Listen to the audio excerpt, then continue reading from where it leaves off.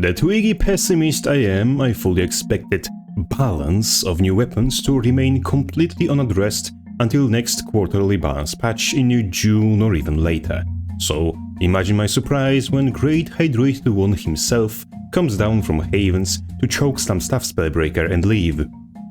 Comedic coloration aside, nerfs to base values of staff healing were absolutely justified, and if I'm to be asked, inevitable. Henceforth, I'm not going to fixate on obviously understandable and reasonable adjustments to sheer numbers. What grinds my gears is the fact that from all new weapons, those addressed in patch aren't nearly the priority targets for adjustments. And no, one skill getting slap on the wrist is not a proper adjustment compared to the kaiju constipation cannon level of shit hitting the fan ranger maces are, but I digress. This smaller in scale patch only addresses issues that could be alleviated with simple numeric change. More complex changes like adjustments to skill functionality most probably need to stay on the back burner slowly cooking until next regularly scheduled patch. That said, with numbers out of the picture, we can speculate on what else could or should be changed or improved to put the final nail in the coffin of age-long debacle about support warriors' numerous shortcomings. Staff, even in its current state, is an A-tier weapon. Only potential changes Staff is in need of are quality of life improvements. Firstly, the biggest offender, Linebreaker, possesses two separate animations forced to play out one after another. That, combined with its already slow movement and long cast time, makes the skill unnecessarily clunky to use. Other than that, using Linebreaker around slopes often leads to skill cancelling, as its targeting requires line of sight to confirm activation, and because the way line of sight is checked, there's always an area around the top of any slope or stairway that completely messes with your targeting. With how prominent elevation changes are in GW2, there's a place like this on literally every map in PvP, which occasionally can get you or someone else killed, as you can't dash through this area to escape pursuit or to heal an ally. None of this was an issue in the beta, as Linebreaker used with no target was a complete copycat of Rush, with no arbitrarily forced animations or unnecessary checks. Suggesting we should make a step backwards certainly isn't the most exciting prospect, but taking into consideration that every major leap forward is preceded by a couple steps backwards for a run-up. The problem with beta Linebreaker was its split targeting being required to up to protection, not its split functionality enabling skilled play. And we have a perfect solution to synthesize the best of both beta and current versions, just two buttons to the right. Let's take beta Linebreaker, take bullet catcher, and combine functionality. The initial portion of the skill, the dash, can be the same as beta breaker was when aimed at the enemy, while its supportive option, which is already relegated to after the dash concludes, could be forged into sequence skill like Defiant Roar is to bullet catcher. This way, we'd get more functional dash that doesn't break down on stairways, can be dash cut like Rush can be, hits enemies with crippling uppercut, gives you much longer and more intuitive window to readjust your position before activating the healing pulse, and most importantly, lets you do it manually when you want it, not when the game wants. Which leads to complete removal of the problem I mentioned many times before, that you cannot cancel Linebreaker animation with anything but weapon swap. You can't even stall cancel the bloody thing, just like you can't stall cancel Rush. Should we be able to cancel Linebreaker dash at will with its sequence skill like we can cancel bullet catcher with Defiant Roar, that problem would completely dissipate. And because the healing, the protection, and the unblockable stacks are connected to a sequence skill, not to dash targeting, the main issue, which got it originally changed, the arbitrary requirement to target an ally every 10 seconds in PvE encounters, wouldn't reappear. In my opinion, that's the best direction Linebreaker could be pushed towards, and this alongside small quality of life path to bullet catcher would put the staff in S tier. Speaking of bullet catcher, casting that skill makes you eligible to cast Defiant Roar for 4 seconds, and Defiant Roar scales with number of attacks blocked, which clearly indicates it was designed to synergize with block portion. However, The block itself lasts for 2 seconds, half of that window.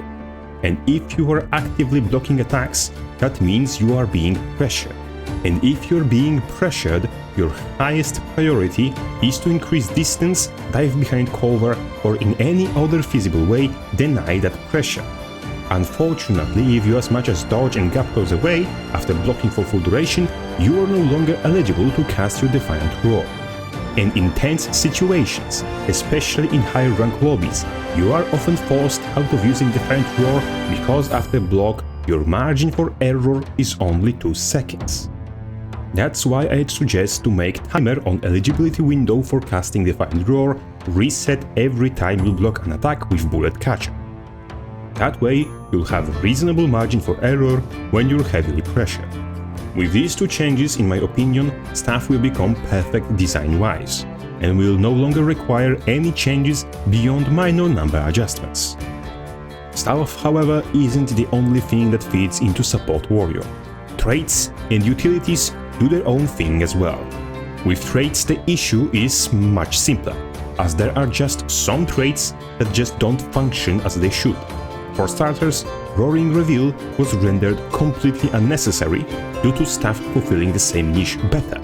It needs different functionality that would make it usable in some different space or a complete replacement. I suggest changing additional benefits Warhorn skills gain from Fury and Resistance to Super Speed and Stability, making it a more desirable option in versus modes even for non-supports. Leg Specialist is held backwards by its internal cooldown. I don't understand why specifically does it need set cooldown when No Escape doesn't have it. What you say, No Escape activates on stands and dazes only?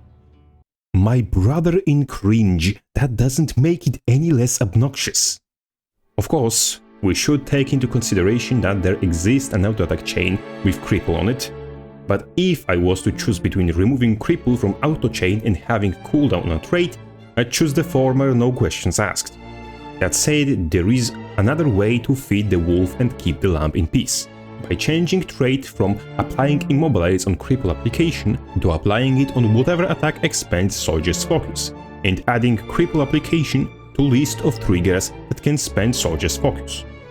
That way it is clearly conveyed to both players when the trait's effect is off cooldown, and that way they can use this information to their advantage, where previously whether Immob comes in clutch or gets completely wasted basically went down to roll of a dice.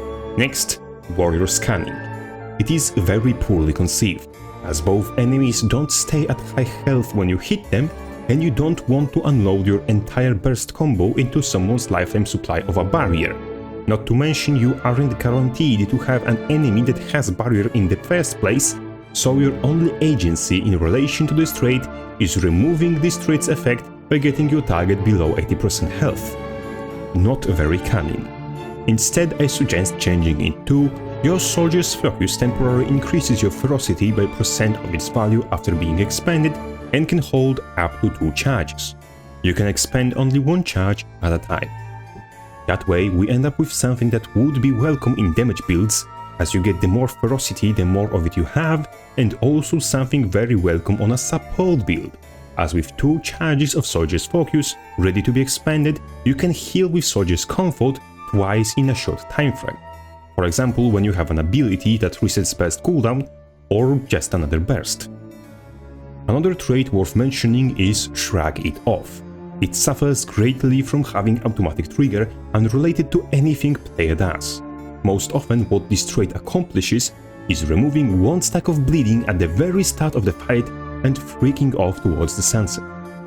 The only way to save it as it is would be make its activation requirement either a healing skill with removal of stun break or a lead skill, keeping the stun break. Only other way I see is a complete replacement. Speaking of complete replacement, that's exactly what we'd have to do with Phalanx Strength. Warrior can already upkeep might with relative ease, and empower allies is literally in previous column, making Phalanx Strength look like even more of a joke. This needs to be completely replaced, and I'm not entirely sure with what. Phalanx is a formation. Henceforth I suggest some bonus around the warrior to incentivize coordinated play, but I'm not entirely certain what that should be. Things like stance share could end up too powerful, while boons are already well covered.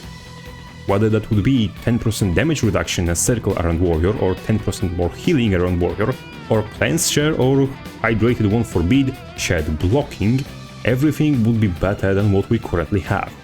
As what we have isn't even a joke, because a joke at least makes an attempt at being funny, and this is just pathetic and displeasing to look at. Anyhow, last but not least, we should mention Vigorous Shouts, and subsequently shouts themselves. Vigorous Shouts granting healing power for percentage of power isn't by itself a hell on wheels, though it isn't innocent in bullshit department either. Having stats for having stats can lead to stat bloat and eventually to bullshit like Power Condi Heal Berserker, also known as Harbinger, which we all know why isn't fun to be around, but I digress.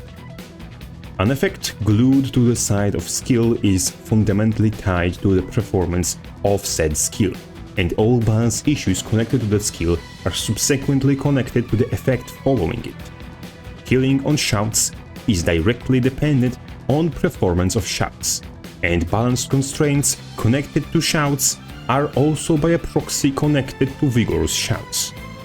Because there are shouts with ammunition, we went through several iterations of horror that was Shouts 1, and also because of that, the active effect of a trait is artificially gimped not to tune out too strong, in combination with ammo shouts. In my humble opinion, ammo shouts should be stripped of ammo and buffed to compensate. Current effects of For Great Justice and On My Mark could easily fit on one pattern with 24 seconds of cooldown if said pattern didn't have ammo. This way we'd have one free slot for something more interesting, and you know what? How about a ranged taunt with 30-40 seconds of cooldown? Icon already fits. Reducing cooldown of Fear Me to at least the same number wouldn't kill anyone either, and To the Limit, in my opinion, should either have its cast time reduced or grant its effects in pulses over the duration, sort of like Wash the Pain Away does. With these changes, Power of a Shout wouldn't fluctuate from shout to shout that much, and they wouldn't create ever-present threat of reviving Shouts 1. Henceforth, the effects of Vigorous Shouts could be balanced without tiptoeing around these two issues.